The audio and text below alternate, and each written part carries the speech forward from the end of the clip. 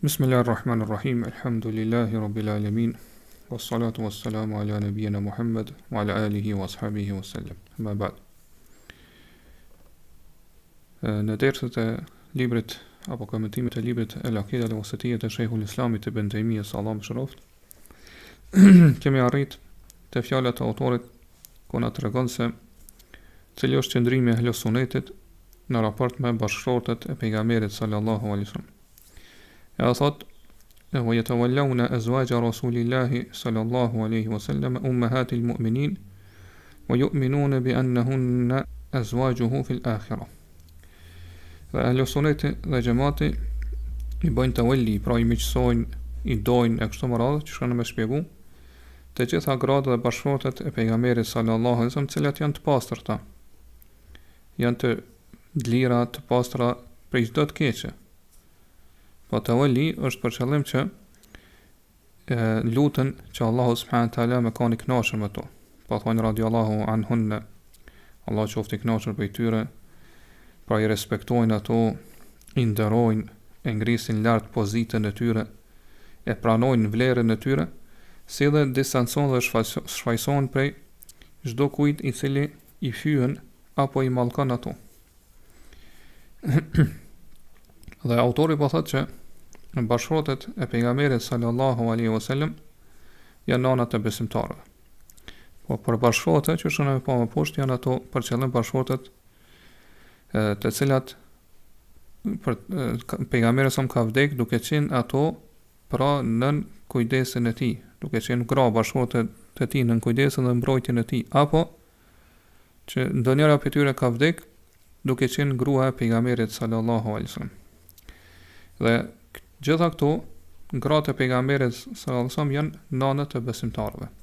Pra qëllimi janë nënat e besimtarëve sa i përket respektit, pra nderimit, që është sa më lart mbrojtjes e tyre, pra që do t'i mbrojmë, do t'i tregohemi, pra të besojmë që ato janë bashkëshortet më të mira që kanë ekzistuar në fytyrën e tokës, nëse kanë qenë bashkëshortet e pejgamberit sallallahu alaihi wasallam, ti ndihmojmë ato, po ti mbrojmë nëse dikush i fyen apo i ofendon e kështu me radhë. Mirë po, nga aspekti i mahramies, pra ato janë të ndaluara sa i përket besimtarëve. Pra ata kanë të ndaluar haram, e kanë pas të ndaluar haram që pas vdekjes pejgamberit sallallahu alaihi wasallam të martohen me to. Pra ato nga ky aspekt kanë qenë sikurse gratë e tjera pra ndaluara, edhe pse janë nënat e besimtarëve, mirë po, pra ka qenë haram që t'i martojnë ato, apo t'i shikojnë ato, pra të zbulojnë ato fytyrën përpara besimtarëve, apo të vetmohen me to, kështu me radhë, pra nga ky aspekt ato kanë qenë, pra ata besimtarë kanë qenë të huaj për to, edhe nuk kanë qenë mahram për to. Allahu subhanahu wa taala thot: "An-nabiyyu awla bil mu'minina min anfusihim wa azwajuhu ummahatuhum." I dërguari është më parsor për besimtarët se sa vetja e tyre, më primar se sa vetja e tyre, dhe gratë e tij janë nënat e tyre. Pra gratë e pejgamberit sallallahu alaihi wasallam Allahu po i quajnë që janë nënat e besimtarëve, qysh thamë pra sa i përket respektit edhe nderimit. Janë nënat e besimtarëve në një prej leximeve të këtij ajeti që është transmetuar prej Ibn Mesudit, ka ardhur wa huwa abuhum, dhe i dërguari është babai i tyre. Po babai i besimtarëve nga aspekti do thotë është babai më i madh, nga se ai është i cili i ka udhëzuar për te Allahu subhanahu taala, pra ka qenë shkak që ata ta njohin vërtetën, edhe ai është i cili ka edukuar ata nga aspekti fetar, edhe kjo kuptohet, do thotë është edukimi më i madh se sa babait i cili ka qenë shkak që ti sot me ekzistu propi babait nga ana babai biologjik, më i rëndësishëm është babai më i madh që është pejgamberi sallallahu alaihi wasallam, i cili pa mësuar fenë islame, pra ka qenë ai i cili me lejen e Allah subhanahu taala po na ka ushqy shpirtat edhe zemrat ton me udhëzim edhe do thot me kuptim, pra duke e njohur të vërtetën e kështu me radhë. Gjithashtu Allahu subhanahu taala thot kur flet që nuk lejohet pra për besimtar që t'i martojnë gratë e pejgamberit sa pas vdekjes së tij, thot ma kana lakum an tu'dhu rasulallahi wala an tankihu azwajahu ba'dahu abadan inna dhalikum kana 'inda Allahi 'azima. Që ka në jetën 53 të surës Ahzab. Juve ju ndalohet, pra keni haram të ndaluar që ta lëndoni pejgamberin sallallahu alaihi wasallam. Dhe gjithashtu keni të ndaluar të i martoni gratë e tij pas vdekjes së tij. Kjo gjë thotë është shumë e rëndë te Allahu subhanahu wa taala.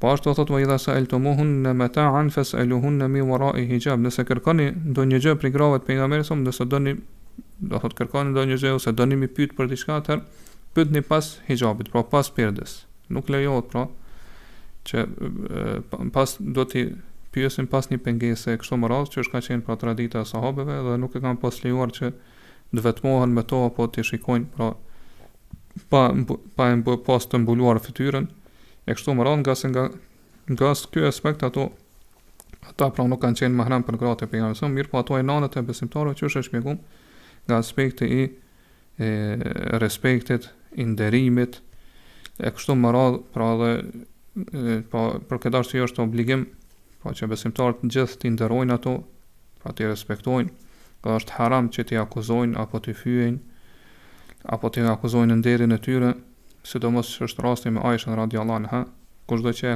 akuzon ato në nderin e saj pasi që Allahu e ka shfaqsuar dhe ka pastruar me ajetet që i ka zbrit në Kur'an, atëherë llogaritet jo besimtarë, i dalin prej feje. Dhe ndërsa ai që e akuzon në nderin e tyre gratë tjera të pejgamberit sallallahu alajhi wasallam, atë këto janë dy mendime dietare, mirë po çështë aty më këthir më saktë është që edhe gratë tjera të pejgamberit sallallahu alajhi wasallam janë sigurisht Aisha radhiyallahu anha. Po kushdo që i akuzon ato ose i fyen në nderin e tyre, atëra i llogaritet që ka dalë prej fesë edhe nuk është më musliman. Edhe pra gratë e pejgamberit sallallahu alajhi wasallam, autori po thotë wa yu'minuna bi annahun azwajuhu fil akhirah. Besojnë që ato do të jenë edhe gratë e tij, bashkëshortet e tij në botën tjetër, në xhenet. Dhe për këtë kanë ardhur hadithe të sakta. Do të shkojë te Sahih Buhariut, hadithi ku tregohet se pas Aliu radhiyallahu anhu ka dërguar Amarin edhe Hasenin në Kufë, që t'i ftoj pra banorët e Kufës që t'i bashkangjiten Aliut radhiyallahu anhu, edhe Amari ka thonë inni la'alamu annaha zawjatuhu ay Aisha fi dunya wal akhirah. Unë e di që Aisha radhiyallahu anha do të jetë, pra ka qenë gruaja e person këtë botë dhe do të jetë gruaja e tij në botën tjetër. Walakin Allah ibtalakum litattabi'uhu aw iyyaha. Mirë po Allah i ka sprovu por me saj që shkëna mi marrë inshallah më vonë disa prej tyre fitnave që ka ndodhur me sahabeve, që ta shikoj se apo e pasoni pejgamberin sa apo e pasoni Aishën. Po ashtu është transmetuar që pejgamberi sa i ka thënë vetë Aishës: "Tardajna an takuni zawjati fi dunya wal akhirah." Ai e kënaqur që do të jesh gruaja ime në këtë botë edhe në botën tjetër. Po ashtu ka në hadithin Aishës Saudes radhiyallahu anha, kur pejgamberi ka dashur me divorcu, edhe pasi që ajo praja ka dhuru ditën e saj, në cilën ka pas pejgamberi me shkute, ajo ja ka dhuru Aishës radhiyallahu anha. Ka thënë ja Rasulullah wallahi mali bir rijali min haja walakin uhibbu an ub'atha ma'a nisa'ika yawm al-qiyamah. Ka thënë dërguar Allah, pra ajo ka qenë vjetër e moshuar, nuk kam nevojë për burra.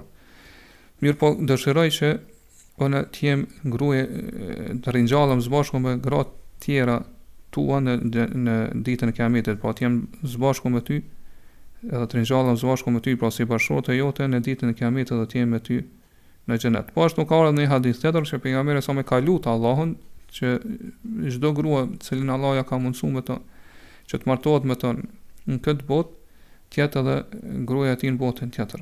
Edhe Allah subhanahu wa taala ja ka plotsu, pra ju ka përgjigjur kësaj lutje të pejgamberit sa ja ka dhënë këtë kërkesë.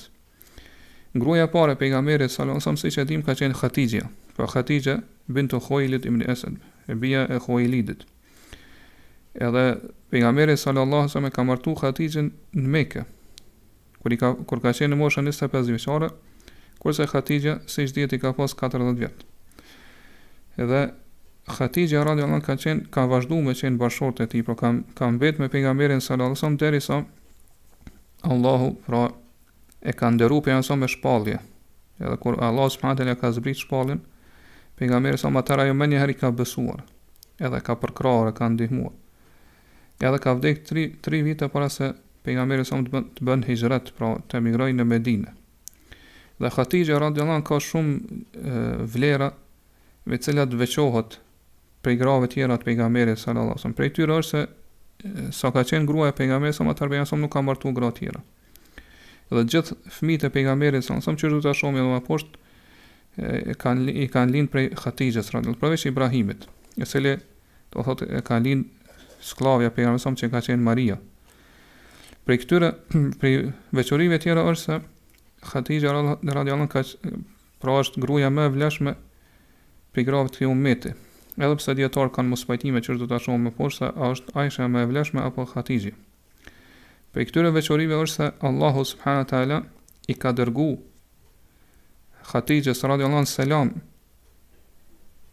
së bashku me Xhibrilin. Pa Allahu subhanahu wa taala dhe Xhibrili kanë dërgu selam Khatijës radhiyallahu anha. Edhe këtë selam ja ka përsjell po pejgamberi sallallahu alaihi wasallam. Për veçorive tjera është se apo për vlerave tjera është se Khatija radhiyallahu anha kur nuk e ka lëndu pejgamberin sallallahu alaihi wasallam gjatë jetës së saj. Kur nuk e ka lëndu ose nuk e ka bë muni keq, kur nuk e ka zemru. Edhe nuk ka ndodhur që ndonjëherë pejgamberi sallallahu alaihi wasallam u betu që mos më ofru asaj, apo më e qortu këtu Khatijën, siç ka ndodhur me gratë e tjera, që i ka bojkotuar pejgamberi sallallahu alaihi wasallam një muj ditë rresht, po që kanë marrë hadithet e sakta për to. Për këtyre vlerave apo veçorive është se Khatija radhiyallahu anha është gruaja e parë e cila ka besu prej grave të këtij ummeti. E disa dietar thonë është njeriu i parë i cili ka besuar pejgamberit sallallahu alaihi wasallam. Para këtij tjerëve, që kanë më pa më poshtë. Pastaj kur kena më marrë shallë sa për vlera të tjera të Khatijës edhe më poshtë, kur do ta shohim se po cila është më e vlefshme Khatija apo Aisha radhiyallahu anha. Dhe pasi që Allah subhanahu wa taala pra ka marrë Khatijën radhiyallahu anha, po ja ka marrë shpirtin, atë Allah subhanahu wa taala pasojna vërtet pejgamberit Allah subhanahu wa taala ka mësuar pejgamberin pasoj me martu Saudën, e cila është Saudatu bintu Zum'a. Edhe që është e pa pra më lartë Saudja ka jetë pejgamberin sa derisa ka arrit pleshrin. Edhe kur pejgamberi ka dashur me divorcu, atëra jo ditën e saj ja ka dhuru Aishës radhiyallahu anha, dhe kjo llogaritet prej vlerave me të cilat veçohet ajo. Pastaj pas Saudës pejgamberi sa ka martu Aisha radhiyallahu anha, e cila është Aisha bintu Abi Bekr radhiyallahu anha. Aisha e Abu Bekrit, e cila ka novkën e Siddiqatu bintu Siddiq, e sinqerta, vajza e sinqertit. Dhe pejgamberi sa ka feju Aishën, pra edhe ka bën nikah me to kur ajo i ka pas 6 vjet. Para hijretit, 2 vjet para se të bëhej hijret. Ndërsa pasi që ka bëhej hijret, po pasi që ka shkuar në Medinë, pejgamberi sa pra e ka martu Aishën, po ka bën martesë dhe ka hyrë dhëndër me të në vitin e parë të hijretit kur ai i ka pas 9 vjet, po kanë qenë 9 vjeçare. Edhe kur ka vdek Aisha radhiyallahu anha, vërtet kur ka vdek pejgamberi sa Aisha radhiyallahu anha ka pas 18 vjet. Dhe Aisha radhiyallahu anha ka vdek në Medinë dhe është varrosur në Beqi, edhe ka porositur që namazën e gjenazës më ia falë Abu Huraira. Dhe kjo, pra Aisha radhiyallahu anha ka vdek në vitin 58 të hijretit. Edhe Aisha radhiyallahu anha ka shumë prej vlerave me të cilat e veçojnë prej grave tjera të pejgamberit sallallahu alaihi wasallam.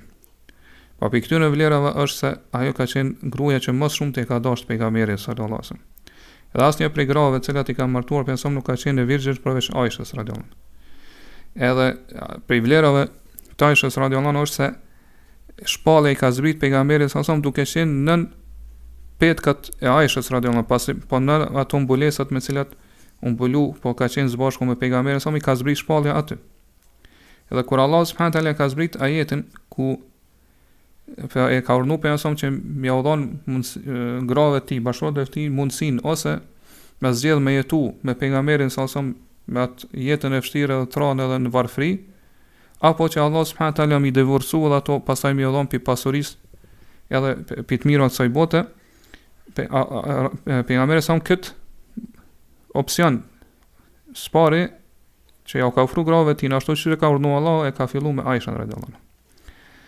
Dhe Qysh po ma lart Allahu subhanahu taala, po pi vlera saj është se Allah e ka shfaqsu dhe ka pastru Aishën ndaj shpifjes që u ka bë Aishës për nderin e saj, duke zbrit ajete prej mbi 7 qej, po mbi prej mbi po pi 7 qejve, po mbi arshën e Allahut subhanahu taala kanë zbrit këto ajete dhe kanë tregu pafajsinë e Aishës ose pastërtinë e saj.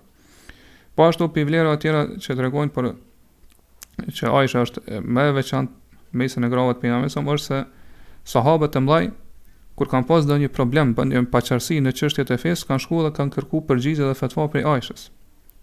Edhe kanë pa që sa herë që kanë kërkuar fatva ose përgjigje, ka pas dija ajo rreth asaj çështje. Po ashtu pejgamberi sallallahu alajhi wasallam ka vdek në shtëpinë e Aishës, pa dhomën e saj. Edhe ka vdek në ditën e cila ka qenë pra dita ku ai pra ka shkuar te Aisha radhiyallahu anha dhe ka vdek në mes krahërorit edhe fytit apo mjekrës së Aishës radhiyallahu anha. Edhe është varrosur në dhomën e saj. Po ashtu, do të thonë para se me martu, pejgamberi sa Aishën meleku ka ardhur prej Allahut, po te pejgamberi sa në ëndër edhe ja ka tregu Aishën, edhe i ka tregu, po ja ka tregu Aishën edhe po ose imazhin e saj në një copë prej me ndafsha i ka tregu që kjo do të jetë bashkëshorta jote. Edhe njerëz gjithmonë, pra sahabët, e zgjedhin ditën në cilën ka qenë pejgamberi te Aisha që mbi dhuru, po pejgamberit sa dhuratat e tyre. Këto do thotë kanë pas për qëllim që pra me gëzu ose me kënaq pejgamberin sallallahu alaihi wasallam. Pas Aishës radhiyallahu pejgamberi sa me ka martu Hafsën, e cila ka qenë bija e Umerit, Hafsa bintu Umar ibn al-Khattab, e cila ka vdek në vitin 27 të hijretit apo në vitin 28.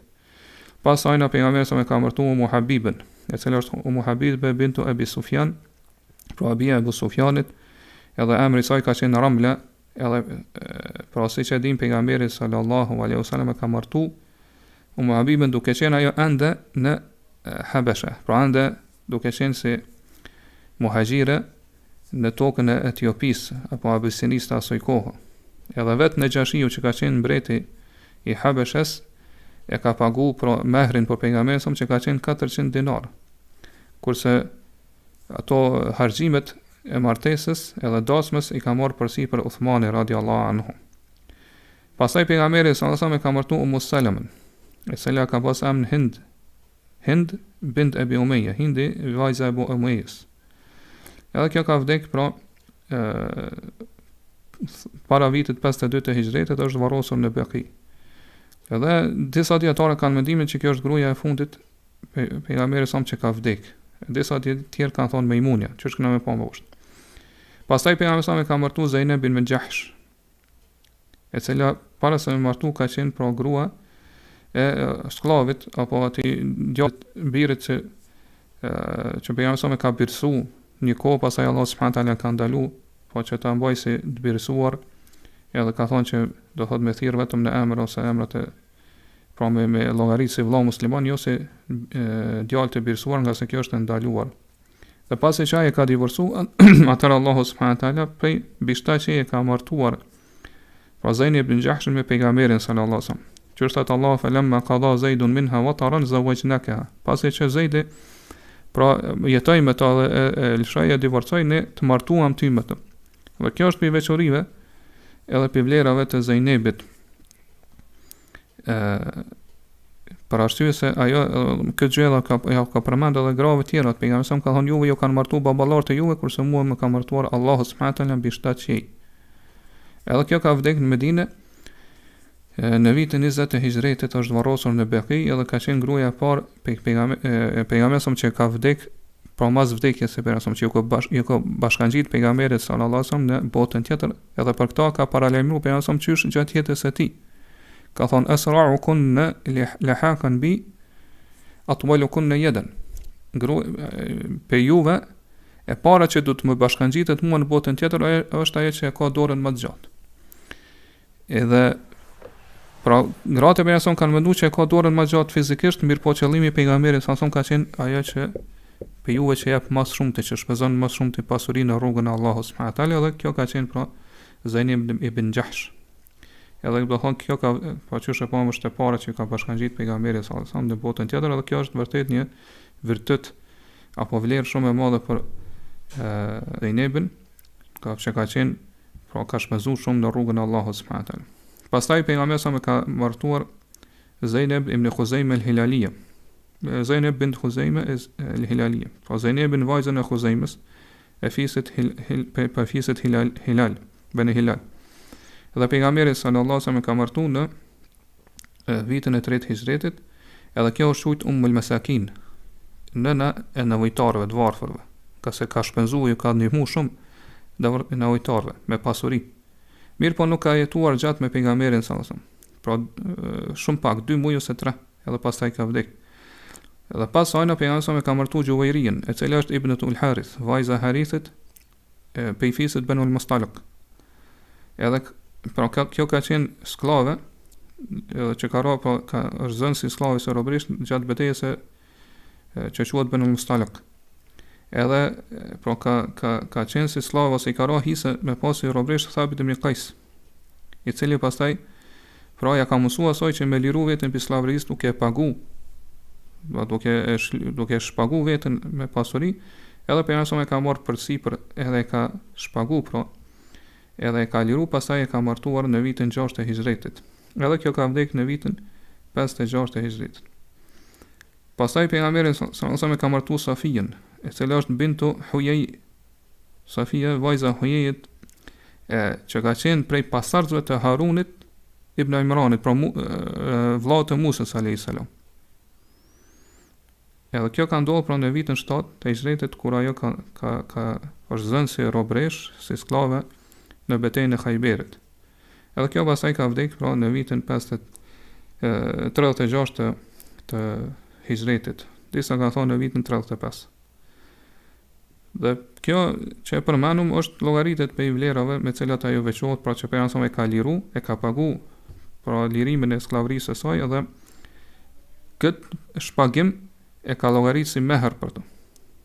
Dhe pastaj pejgamberi sallallahu alaihi wa sallam ibn al-Harith al-Hilalije, pa Mejmune vajzën e Harithit që është el-Hilalije, edhe që ka martuar në vendi që quhet Sarf, edhe aty pra pejgamberi edhe ka hidhur ndër me ta dhe ka vdekur ajo në këtë vend.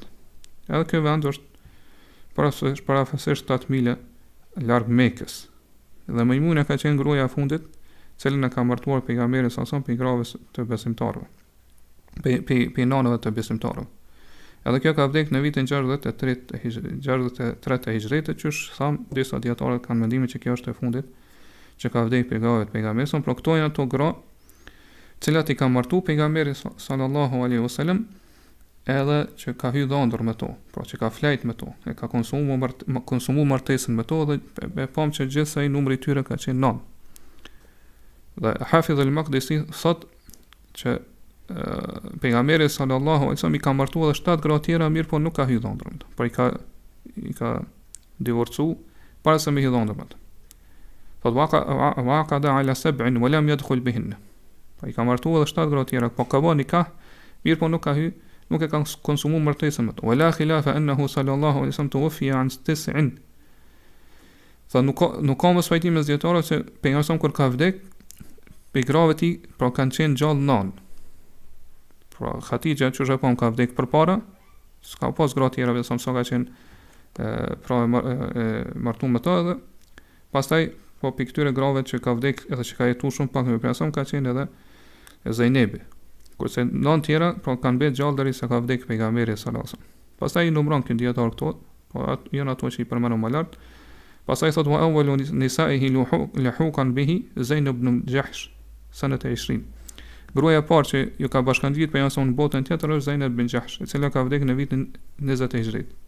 Wa akhiruhunna mautan Salama sana 62 fi khilafati Yazid. Kurse e fundit që ka vdekur prej tyre është Salama në vitin 62 të hijretit gjatë khilafetit të Yazidit. Mirë po çush e pam, pra disa dietarë kanë mendimin që e fundit që ka vdekur është Mejmuna, pra që ka vdekur në vitin 63 të hijretit, dhe Allah di më mirë. Pastaj autori vazhdon thotë khususan Khadija radhiyallahu anha ummu akthari auladihi wa awwalu man amana bihi wa a'dadahu ala amrihi wa kana laha minhu al-manzilata al-'aliya. Sidomos thot më e veçanta për këtyre grave të pejgamberit sa është Hatixha. Pra për argumente tjera që tregojnë se para se me shpjegu këtë fjalë të autorit, që tregojnë se gratë e tij kanë me qenë me të në botën tjetër, është edhe ajeti që ka ardhur në surën Ghafir, ose ajetet që kanë ardhur në surën Ghafir, ajete 7 edhe 8.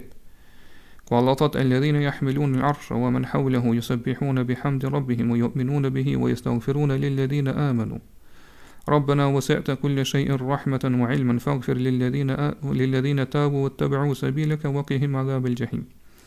Ata që e bartin arshën, melekt që e bartin arshën, edhe ata që janë rreth arshit, pra për melekëve të afërm, që janë afër Allahut subhanahu wa taala, e madhrojnë Allahun subhanahu wa taala duke e falendëruar, po e madhrojnë duke e falendëruar Zotin e tyre dhe besojnë atë, edhe kërkojnë falje, lypin falje për ata që kanë besuar. Edhe thonë Zoti ynë ti me mëshirën edhe dijen tënde ke përfshi çdo gjë. Prandaj faljau mëkatet dhe gjënat atyre cilët janë kthyer me pendim të ti, e kanë ndjekur rrugën tënde edhe ruaj ata prej dënimit të zjarrit të xhenemit. Pastaj thot Rabbana wa adkhilhum jannati adnin allati wa'adtahum wa man salaha min abaihim wa azwajihim wa dhurriyyatihim innaka antal azizul hakim. O Zoti ynë thot edhe shpjerë ata në xhenetet e Adnit që ja u ke premtuar ti atyre. Dhe besimtarët e devotshëm prej baballarëve që kanë qenë baballarëve të tyre, prindërve të tyre, bashkëshorteve edhe pasardhësve. Po edhe këta shpjeri gjithë së bashku në xhenet. Edhe thot vërtet i fuqi plot edhe i urti. Po këto për shumë po thot më ezvajgjihim, prandaj po tregon se po pohon bashkëshorsinë për ta edhe pas hyrjes në xhenet. Kjo tregon se gruaja njeri e burrit që ka qenë në këtë botë do të jetë edhe gruaja e tij në botën tjetër, nëse është pi banorëve të xhenetit. Dhe pra autori shprehon thot veçanërisht Hatixha edhe Aisha. Po i përmend që pi grave më të veçanta të pejgamberit ka qenë Hatixha dhe Aisha. Gjasë që shprehon ato kanë veçori, kanë vlera, kanë virtyte që gratë tjera të pejgamberit nuk mund t'i arrijnë ato. Siç e përmend disa më lart. Autori këtu po i përmend thot ummu Qendri Udhezimi, po sidomos Hatixha e cila ka qenë nana e shumicës së fëmijëve të tij. Pra shumica e fëmijëve të pejgamberit që shpom edhe më lart kanë qenë pe Hatixhës radhiyallahu përveç Ibrahimit, i cili do thotë i ka lind prej robreshës Maria, e cilën ja ka dhuru pra mbreti i Egjiptit Mukaukisi.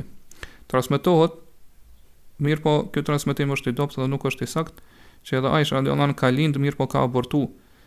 Mirë po kjo nuk është e saktë. Po ajo që ka pajtueshmëri mes dietarëve që pejgamberi sallallahu alaihi wasallam pra shumica e fëmijëve të tij kanë lind prej Hatixhës radhiyallahu anha, prej tyre pra është Kasimi, djali më i madh i pejgamberit, edhe me djalin e tij më të madh pejgamberi edhe është thirr, pa ka pasat kunjen, pa është quajtur Abul Qasim.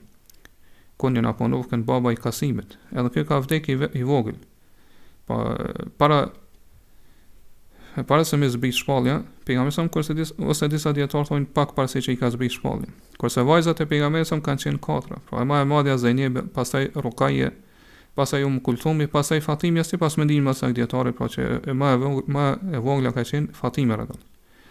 Pastaj pidjave të tjerë, pejgamberi i ka lind Abdullahi, i cili i ka lind pejgamberi pasi që i ka zbrit shpallja. Edhe Abdullah i ka pas si emra ose si titull ose si nofka që ju shujt me ta At-Tahir edhe At-Tayyib, i pastërti, At-Tahir edhe At-Tayyib i miri. Ka mendime që At-Tahir edhe At-Tayyib kanë qenë do thonë vëllezër ose fëmijë ndjam tjerë të pejgamberit, son vëllezër tjerë të Abdullahit, mirë po saktë është që At-Tahir edhe At-Tayyib kanë qenë vetëm nofka për Abdullahin. Edhe krejt po djemtë e pejgamberit kanë vdekë të vegjël. Edhe Ibrahim alayhis salam që i ka lind më vonë prej Marijës. Veçorive tjera që po i përmend autori për Hatixhën, po thotë awwalu man amana bihi. Dhe i pari njeri që i ka besu pejgamberit sallallahu alaihi wasallam. Po që është për shumë, kjo është mendimi i autorit, që i pari që i ka besu pejgamberit sallallahu alaihi wasallam për njerëzve është Hatixha, pra bashkëshortja e tij. Dhe Kjo mundet me qenë sakt, për arsye se siç e dim pra pejgamberi sallallahu alaihi wasallam kur I ka ardhur shpallja duke qenë në shpellën e Hiras, spari u kthye Hatixha radhiyallahu anha dhe I ka treguar për ngjarjen. Dhe Hatixha ka thënë kella wallahi la yukhziyaka Allahu abad. Kurse se Allah subhanahu wa taala nuk ka me të për ul ty. Pastaj ka përmend disa prej virtyteve që I ka pejgamberi, po se ka llogaritë do thonë si arsye se shkaqe që Allah do kjo që I ka zbritur shpallja nuk është diçka tjetër përveç shpalljes. Edhe I ka besu, pastaj e ka marrë dhe ka dërguar te Waraqatu ibn Nawfal, edhe ja ka tregu. Pra që ja ka tregu ngjarjen, edhe ai ka thonë këtë që të ka zbritur është namusi, pra namusi është ai që e bart sekretin. Po të qëllimi është pra meleku I cili ka zbritur dhe Musa alayhis salam që ka ardhur. Prandaj dietar kanë mos pajtime kush është njeriu I parë që ka besu pejgamberin sa apo cila është gruaja e parë që ka besu, cili është burri I parë. Disa thonë I pari që ka besu pejgamberi sallallahu alaihi wasallam në përgjithësi është Hatixha ose pi grave është Hatixha. Kurse pi burra është Waraqatu ibn Nawfal. Kurse çështë kemi marrë më herët, pra mendimin e Abu Hanifës, Allahu mëshiroft që ka thonë I pari që I ka besu pi burrave pejgamberi është Abu Bekri. Prej djemve të ri, pra pi fëmijëve është Aliu, prej grave Hatixha. E kështu më radh, po sidoqoftë do thonë ka mos pajtime me zjetarëve në këtë çështje. Por Hatixha pra është gruaja që I ka besu, autori për numëron këto vlera apo veçoritë e Hatixhës, pra e para që I ka ndihmu pejgamberi, që I ka besu pejgamberit sallallahu alaihi wasallam. Ai që shumica fëmijëve I kanë lind prej saj, e para që I ka besu pejgamberi sa më thot wa a'dadahu ala amrihi, dhe e ka ndihmuar dhe ka përkallë çështjen e tij. Po e ka ndihmuar, ka përkallë nga se Hatixha radhiyallahu anha çysh kanë më shumë, pra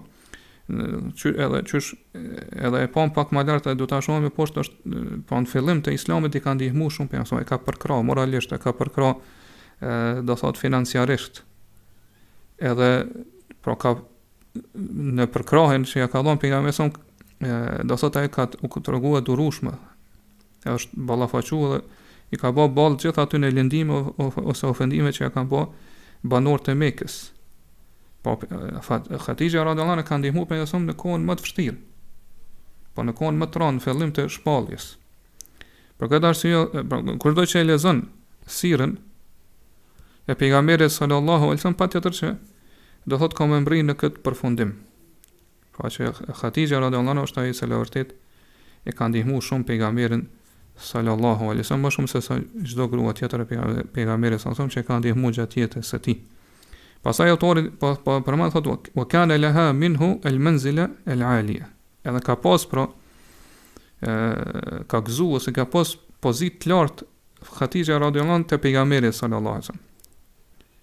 Kësa qysh e pamë edhe qysh e shpjeguam ajo është e para që I ka besu, e ka përkrah, e ka ndihmu, po ka qenë si një lloj këshilltare, po që e ka këshilluar dhe ka përkrah pejgamberin brenda shtëpisë, pastaj do thot me pasurinë e saj financiarisht, po ka qenë këshilltare sinqert. Edhe pejgamberi e ka dashur shumë, edhe ka përmend shumë edhe mas vdekjes së saj. Siç transmetohet do thon hadithi te Imam Ahmedi prej Aishës radhiyallahu anha, që pejgamberi sa ka thonë për Hatixhën amenet bi idh kafara an-nas, më ka besuar mua kur këtë njerëz të tjerë më kanë mohuar. Wa saddaqatni idh kadhabani an-nas, thatë edhe e ka besuar, I ka besuar ose I ka vërtetuar fjalët e mia, I ka besuar si të vërteta kur të tjerë, po njerëz të tjerë më kanë përgënjeshtuar. Wa wasatni bi maliha idh haramani an-nas, thatë edhe më kanë ndihmuar, më ka përkrahur me pasurinë e saj kur të tjerë do thot më kanë ndërprer ndihmën financiare, pra më kanë privuar. Wa razaqani Allahu waladaha idh haramani awlad an-nisa. Dhe Allah thot më ka furnizuar me fëmijë për saj, kurse pi grave të tjera thot Allah subhanahu wa taala nuk më ka dhënë fëmijë. Dhe në Sahihun e Buhariut përcjellet pra hadithi pe Aishës radhiyallahu anha, që tregon se thot nuk e kam xhelozu asnjë pi grave të pejgamberit më shumë se sa që e kam xhelozu Hatixhën radhiyallahu anha. Ka se e kam dëgjuar që pejgamberi ka përmend shumë. Pastaj pra Allah subhanahu wa taala e ka urdhëruar pejgamberin që me përgëzu, mi ia dhon lajmin e mirë Hatixhës radhiyallahu anha, që e ka përgatitur për të një pallat prej margaritarëve, prej perlave në xhenet. Po këto transmetohen pra prej Aishës radiallahu anha. Pastaj thot tregon hadithet sakta që pejgamberi sa kur e ka thënë ndonjë dele, atëherë thot i ka marrë disa pjesë saj, edhe thot i ka shpërnda shoqeve të Hatixhes radiallahu anha që kanë mbet ende gjallë, po në atë kohë. Edhe kjo hadithe të tjera tregojnë se sa shumë ka dashur pejgamberi sa Hatixhen dhe çfarë pozite të lartë ka pas Hatixha te pejgamberi sallallahu alaihi wasallam, dhe që person pra ka dalluar se ka veçu në mesin e grave të tjera. Pastaj autori po thotë Siddiqatu bintu Siddiq radiallahu anha, edhe po mesin e këtyre grave veçohet edhe e sinqerta vajza e sinqertit. Pra është fjala për Aishën radiallahu anha, që shkruan me shpjegim. Allati qala fiha an-nabiy sallallahu alaihi wasallam fadlu Aisha ala an-nisa ka fadli tharida ala sa'ir at-ta'am. Për cilën pejgamberi sallallahu alaihi wasallam ka thonë për Aishën, vlera Aishës në krahasim me gratë e tjera është sikur se vlera e theridit për një lloj ushqimi që kemi shpjeguar më poshtë, sikur në krahasim me ushqime të tjera. Pra Aisha radiallahu anha, çush e pa më më lart, është gruaja që më shumë te ka dashur pejgamberi sallallahu alaihi wasallam dhe ka qenë sidika, pra është çujt me këtë nofë sidika. E sinqerta e vajzës dhe sinqertit më të madh. Pra Abu Bekr radiallahu anhu është ai që vetë pejgamberi sallallahu alaihi wasallam ka emërtu se e ka qujt me këtë nofë, e sidik, pra i sinqerti. Edhe çush e pa më lart, pra Allah subhanahu wa taala ka zbrit mbi 700 shpallën me cilën e shfaqson ose e pastron Aishën radiallahu anha prej shpifjes për nderin e saj që e kanë akuzuar të tjerët.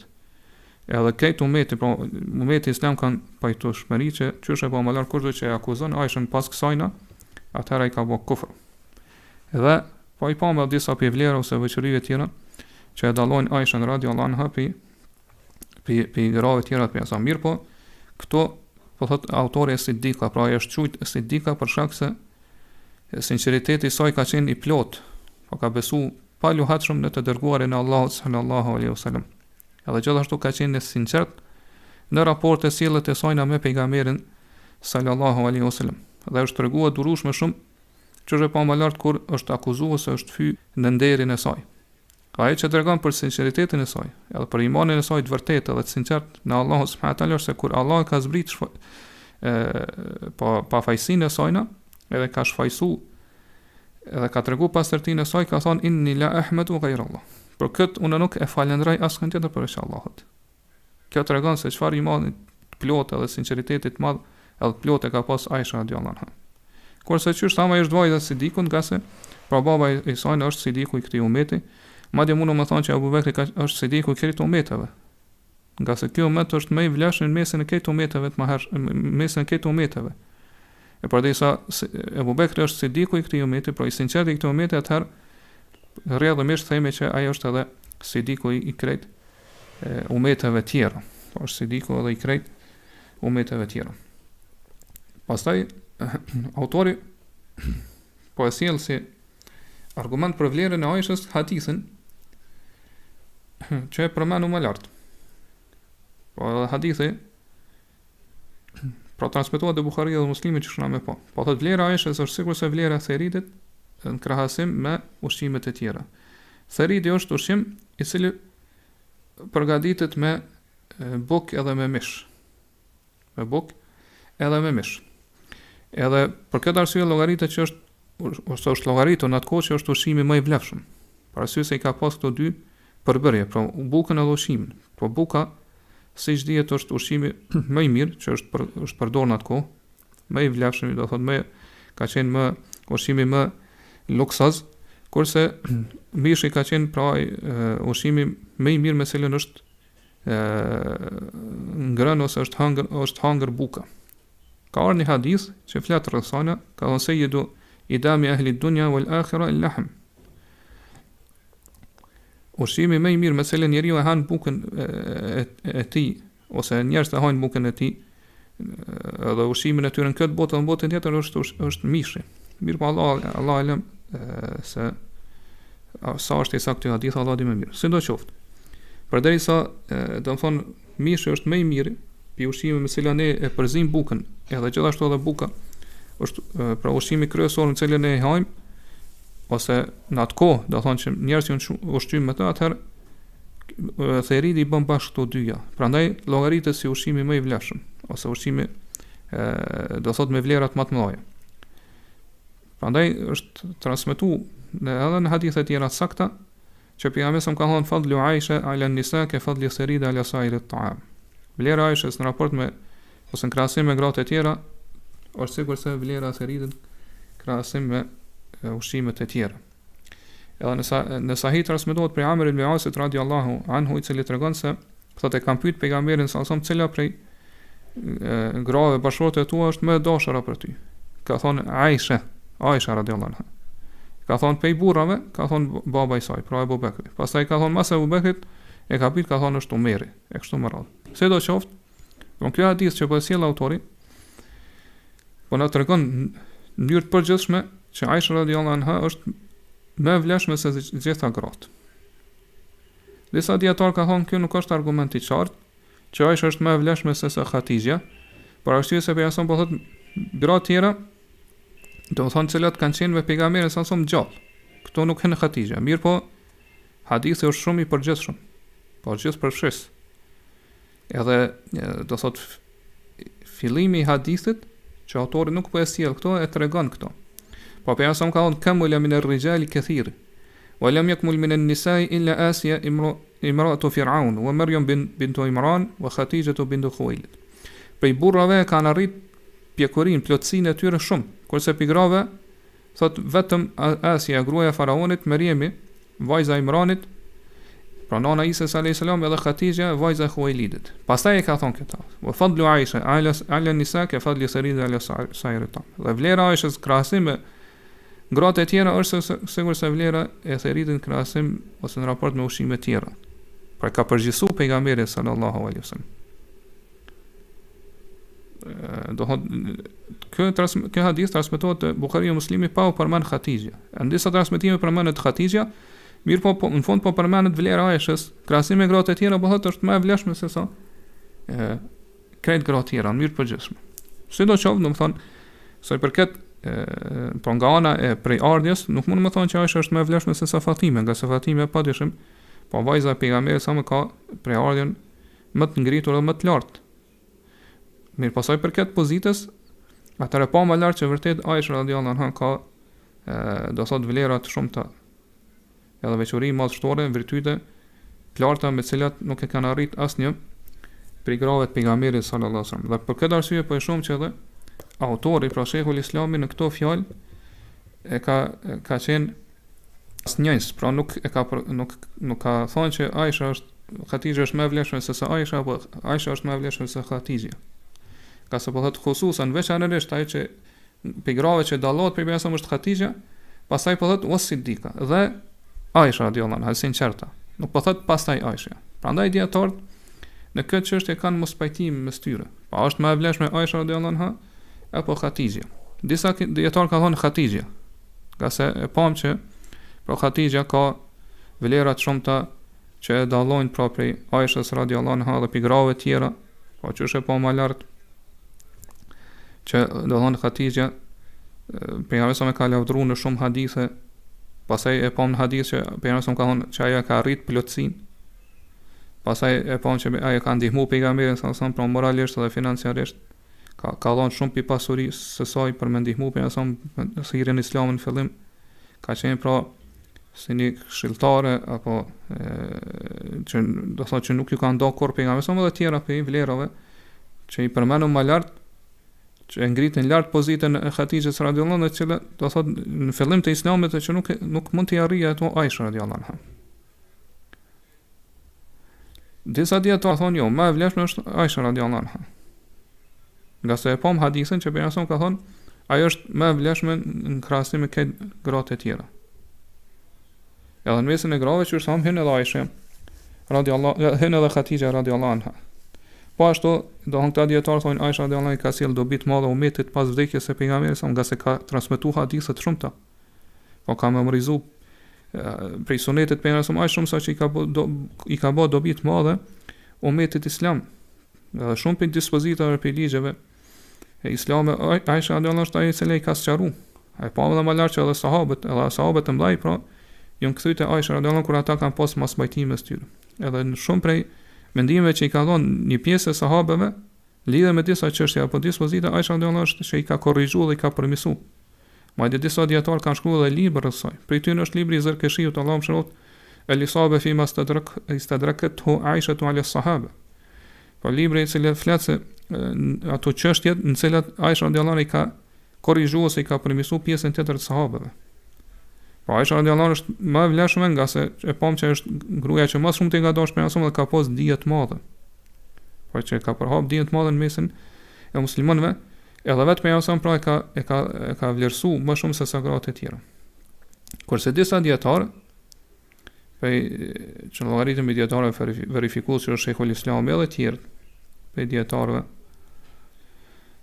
thonë që nuk është e përshtatshme ose nuk është e mirë që ta vlerësojmë Khatijën më shumë se sa Aishën apo Aishën më shumë se sa Khatijën.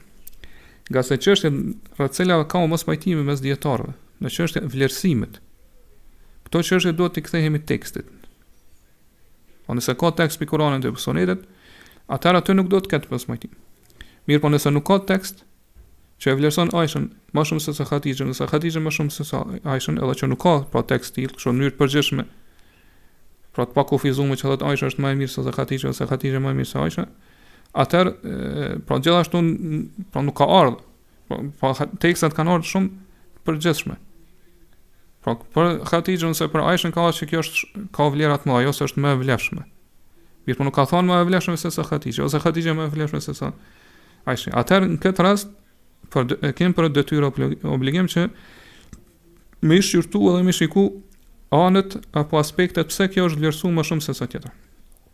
Edhe do të flasim që kjo është më e vlefshme se sa tjetër nga ky aspekt ose nga aspekt. Këto pra tenton me sqaruar Sheikhul Islami edhe disa dietar tjerë përkrajnë këtë në këtë çështje ose në këtë mendim.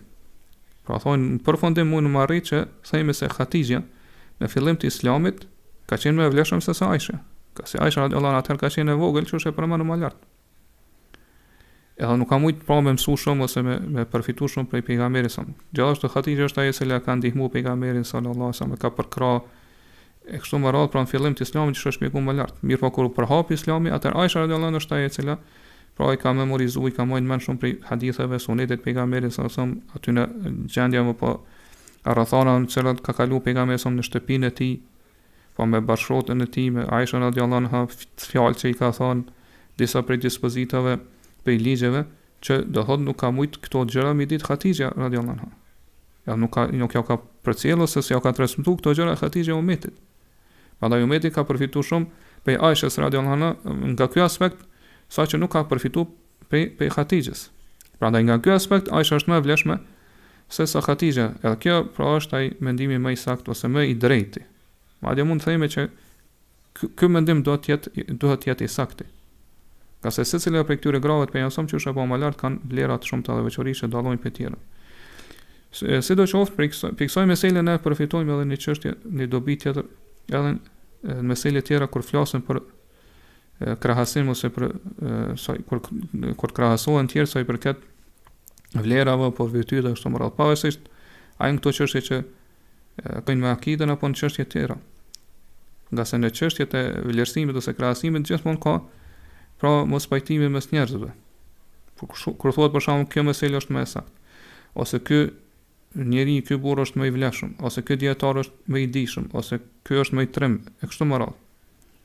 Po kur vin këtu foljet krahasimore, superlative, që njëri është më i vlefshëm se tjetri, atëherë patjetër që këtu ka më pas mos pajtime mes njerëzve.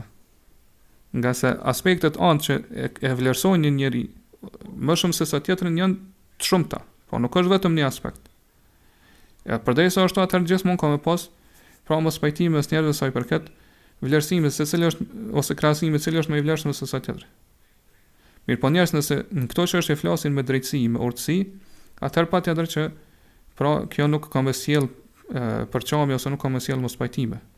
Mirë, po nëse fillojnë me folën këto çështje, pra në një farë lloj do thonë duke pra fillimisht duke përkrah dikon ose duke pas për zemër dikon më shumë se sa tjetrin, atëherë ka mundësi që pastaj kjo me sjell për qallë mos pajtimi mes njerëzve ose mes muslimanëve. Sidoqoftë, pra, për muslimanin dhe kërkuesin e dijes do të më përfitu shumë prej këtij studimi që e ka ose përfundimi që e ka pru Shejkhul Islami në çështjen e tafdilit, pra krahasimit mes Aishës edhe Hadizit, cila është më e vlefshme. Edhe këto me përdor pra si analogji edhe në çështjet e tjera. Pra në çështjet ku do thot krahasohen ose vlerësohen dy gjëra që aspektet e vlerësimit mes tyre ose krahasimit mes tyre janë të shumta. Atëherë këto çështje gjithmonë do të më shtjellu. Gjithmonë do të më pru shtjellim. Pra do të thuhet nga ky aspekt, kjo është më i vlefshëm se sa tjetër. Ky dietar është më i vlefshëm se sa tjetër. Mirë, nëse shikon nga aspekti tjetër, ky dietar është më i vlefshëm se sa tjetër. Ose ky dietar është më i dijshëm nga aspekti, pra i dijes edhe zuhdit. Mirë, nga aspekti tjetër e sheh që ai dietari ka dohon urtësi më të madhe kështu më radh. Prandaj, nëse aspektet ose anët e vlerësimit dhe krahasimit mes dy gjëra ose dy persona janë të shumta, ose anët që na pëlqejnë, pra një person më shumë se sa tjetër shumta, atëherë këto gjithmonë duhet me shtjellu. Edhe shtjellimi është ai i cili sjell drejtësinë. Edhe zakonisht, pra, njerëz kur bëhen kësi shtjellime, pra nuk ka mos pajtim ose përçame mes njerëzve. Mirë, po nëse fillojnë njerëz me pas përçame dhe mos pajtime, atëherë duhet të shtjellohet. Përndryshe nëse nuk shtjellohet, atëherë gjithmonë ose zakonisht ka me pas ndasi ose përçame mes njerëzve. Kjo përfitohet prej fjalëve të Shejkhul Islamit Ibn Taymiyes që e ka sjellë çështjen e vlerësimit mes Aishës radhiyallahu anha edhe Fatimës, dhe pastaj autori pas kësaj pra i sjell edhe fjalët ose cila është rruga e Ehlus-Sunetit në këtë çështje, thotë që Ehlus-Sunetit pastaj distancohen prej rrugës së cilën kanë ndjek Rafidhat, të cilët i urrejnë sahabët edhe i mallkojnë ata, edhe rrugës tjetër, ekstremi tjetër që e kanë ndjek pra Nawasib, të cilët i ofendojnë ose i fyjnë familjen e pejgamberit sallallahu alaihi wasallam. Për këto inshallah do të flasim në dersën e ardhshëm. Allahu di më mirë. Allahu alem. Subhanakallahumma bihamdika ashhadu an la ilaha illa anta astaghfiruka wa atubu ilaik. Allahumma salli wa sallim ala nabiyyina Muhammad wa ala alihi wa sahbihi ajma'in.